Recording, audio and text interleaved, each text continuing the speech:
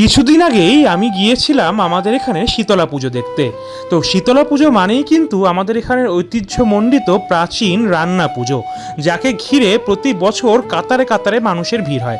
আর এখানে এসেই রোহিতদের সাথে আমার দেখা হয়ে গেল। আর এখানে দেখতে পাচ্ছ কত বড় মেলা বসেছে এই শীতলা পুজোকে কেন্দ্র করে।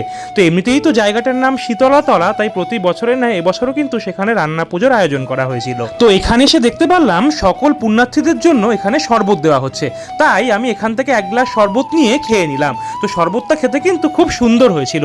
আর এরপরে গুটি গুটি পায়ে আমরা এগিয়ে গেলাম মাকে দর্শন করব বলে। তো দেখে বুঝতেই পারছো প্রচুর মানুষ এসছে, আর এখানে রোহিতরাও কিন্তু শরবত খেয়ে নিচ্ছিল। আর এখন আমরা গুটি গুটি পায়ে চলে আসলাম মায়ের থানে। আর এখানে দেখতেই পাচ্ছ ঢাক ঢোল সহকারে মাকে বন্দনা করা হচ্ছিল।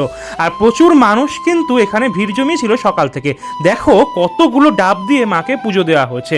তো স্বাভাবিকভাবে যেহেতু শীতলা পুজো বলে কথা, তাই ডাবটা কিন্তু খুব গুরুত্বপূর্ণ একটি ফল। আর এই হলো মা শীতলার মন্দির। তো যেতে যেতে জয় মা শীতলা বলতে অবশ্যই ভুলো না।